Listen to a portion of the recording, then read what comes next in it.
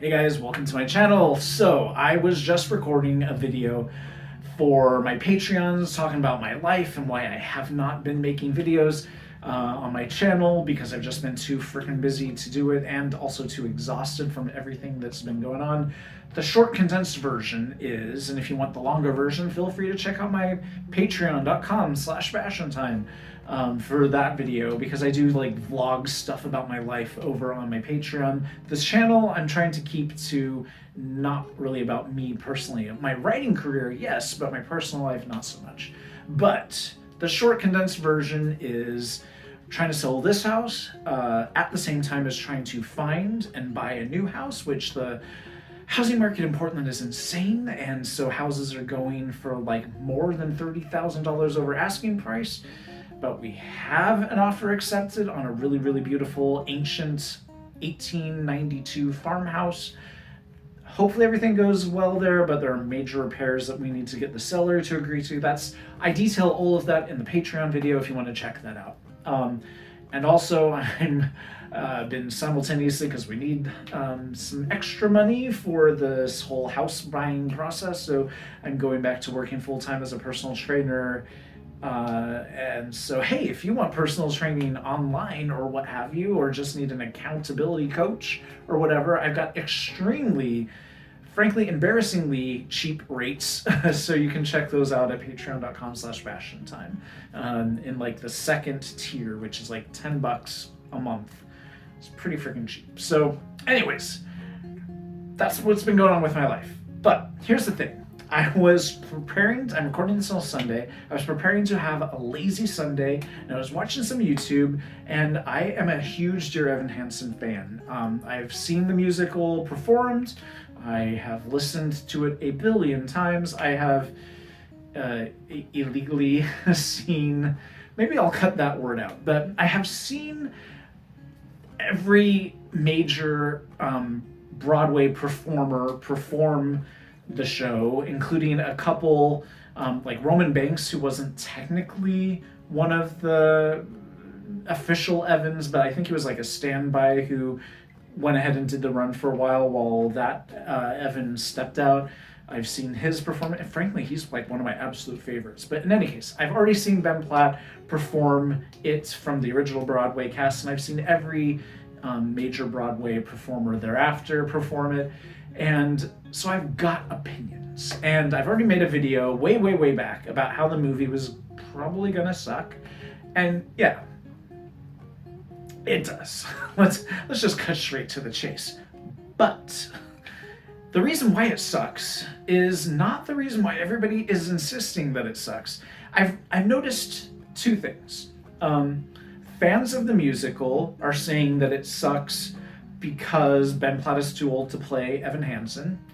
And that's true, but we'll get to that in a second. And then non-fans, people who've never even heard of the musical, say that the movie sucks because its plot is its plot. And that's what drives me nuts. So here's the deal. I was watching a video. I've never heard of this girl before, but YouTube was recommending her to me. I think it's like Amanda the Jedi or something like that. I have no idea who she is. She's probably got a gigantic fan base. I saw that this video had, let's be real, like 100 times more views than any of my videos I've ever had.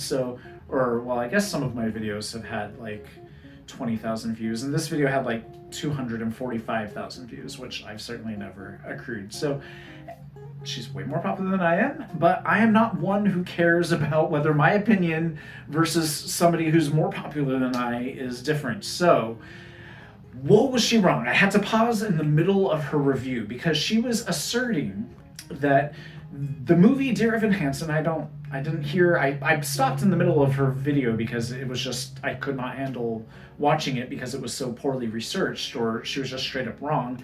And it's not that her opinion was wrong, it's that her facts were wrong.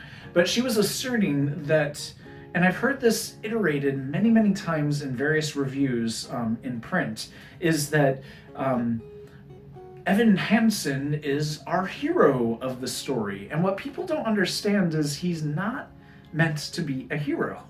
He is maybe an anti-hero, but I think he's meant to be somewhere in between. And I don't think people understand that it's like that show Breaking Bad. Would you really call that character the hero of the story? Now, I've never actually even seen the show Breaking Bad, but my understanding is there's this fellow who does some pretty despicable things, but he's still the main character. And that's because we can read stories and watch stories about characters behaving terribly, making horrible decisions, but that doesn't mean they're the hero.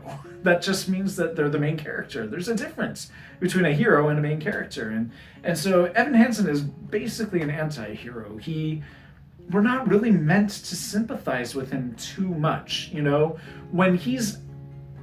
If you have no knowledge whatsoever of the musical, I'm not going to spoil it. I'm just going to say that he tells some pretty terrible lies that affect people and manipulate people, but he kind of thinks he's doing it to help them, but simultaneously it is helping him as well. So that's the problem, is that people don't understand that he's not meant to be likable. We're not championing him. We're kind of hoping that he gets found out. Like, we want things to turn on him. In any case, the point that I had to stop watching her video is that she asserts that he has no consequences, that he just kind of gets away with this. And that is not true at all. When it all gets uncovered, because of course it does, I'm not trying to spoil it for you, but if you know anything about a story structure, if a character is hiding something in Act 1, in Act 3 it has to come out. Otherwise there's no story there. Well, actually in Act 2 it has to come out, and then in Act 3 it has to be dealt with, really, is how that should be structured. But in any case, if he is getting away with something for a while, then at some point he's no longer getting away with it, and that does happen. So for her to assert that he just kind of gets away with it without any consequences is absurd, because the people that he was telling these lies to then turn their back on him. He's lost everything. Maybe his relationship with his mother is strengthened to some degree by this, but she's just dead wrong. There are consequences. Major consequences. The thing that he wanted the most in the world, he loses because of all of this. So huge consequences. And then just the social ramifications. In the movie version of events, they tweaked some things there. In the movie version of events, it's going to be way worse for him in the future than in the musical's version of events, because they completely changed one significant thing, I think, in order to try to make him more likable. He basically has to fess up to the world at large. I'm giving away too much. You should just watch this yourself. But my point is, everybody's wrong. Yes, it is a terrible movie, but it's terrible for completely other reasons than what people are talking about. The reason why it's terrible is just strictly Ben Platt. Unfortunately, and I'm not trying to be mean here, but you can't have a 27-year-old who looks the way Ben Platt does playing a 17-year-old. Now, that's tricky, because I'm not saying no 27-year-old could play a 17-year-old. In fact, there's a really good job being done by a fellow by the name of Connor Jessup, who is a phenomenal actor, and he is also 27 or 20, I forget exactly how old he is, but he's around that same age, who plays the older brother, one of the main characters in the show Lock and Key on Netflix, and he looks 17, so he gets away with it. We all have different genetics. For some of us, our genetics are such that we're not going to be able to play a high school kid when we have passed into our, near 30s or whatever. So, unfortunately, I'm sorry to say, Ben Platt, but your genetics are such that you're not getting away with it. And people say, when they were trying to defend this, the Ben Platt defenders were saying, well, we've always had older people playing high school kids, and all those CW shows, what was that one about the two basketball brothers, One Tree Hill, and all of those shows, we've got these 20-something-year-olds. Yeah, we used to, but we don't anymore. And in the case, because we realized how ridiculous it looks. You go back and you look at something like the original 90210, and you see these 30-year-olds playing high school kids, and you're like, yeah, this doesn't make sense, actually. But now in this day and age, we have actual teenagers playing actual teenagers, or in Connor Jessup's case, a genetically gifted individual who looks like he's still a teenager, but he's in his late 20s playing a 17-year-old. I've got a little bit of a crush on Connor Jessup, I'm not gonna lie. So, in any case, the point is, that's just not the case with Ben Platt. And his bizarre defense, and I want to make this crystal clear, I love Ben Platt's acting in The Politician, is that what it's called? And, you know, in the original Broadway cast, and by all means, he can play Evan Hansen on stage probably well into his 40s, because theater's a whole different thing. In theater, you can have, you know, a 17-year-old playing like an 80-year-old with the right makeup and stuff, because they're up on that stage so far away from you. When you have a close-up of a 27-year-old who, again, no offense to Ben Platt, but who looks, I thought he was in his mid-30s. It just doesn't work. So, but I will say, I am glad that they made it into a movie.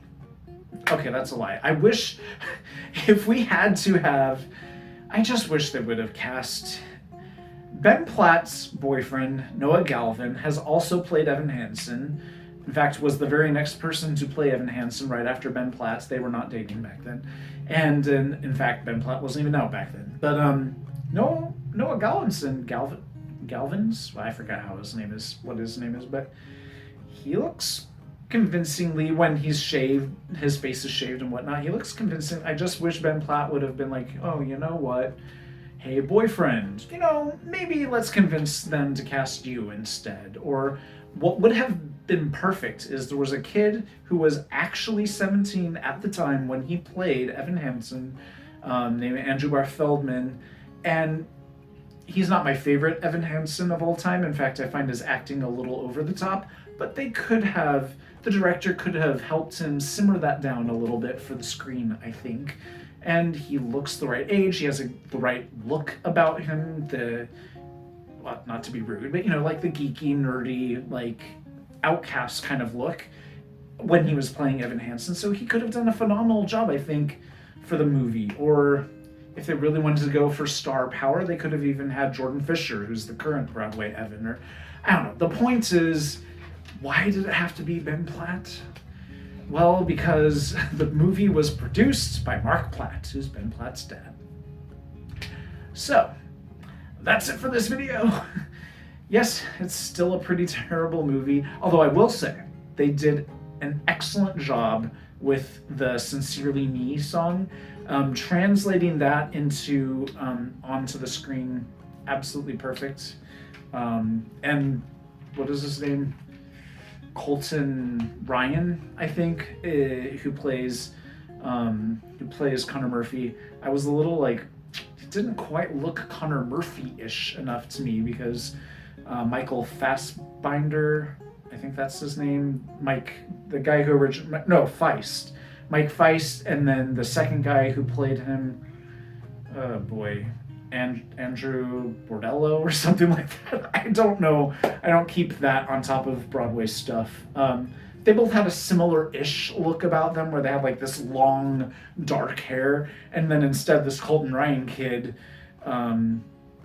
just looks kind of preppy and not quite what I was expecting Connor Murphy to look like. I kind of thought he would look more stringy-haired, long, stringy, dark-haired, but he did a really great job, and I think his performance was amazing. And then when I found out that he was the original standby way back in the original Broadway cast for Evan and Connor Murphy and the Jared character, I was like, oh, well, it's nice that it's come full circle. So, and he's got a really good voice. So anyways, that's it for this video.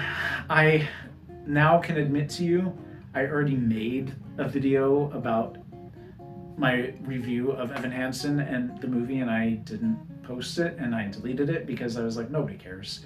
And probably nobody's gonna care about this either, but I just had to after I saw that video that I had to stop watching, because she's just wrong. He's not supposed to be a protagonist. He's an antagonist. He's an anti-hero. But anyways, and he does have consequences. The girl that he wants more than anything doesn't want anything to do with him. So anyway, that's it for this video. See you guys for the next one. Bye, guys.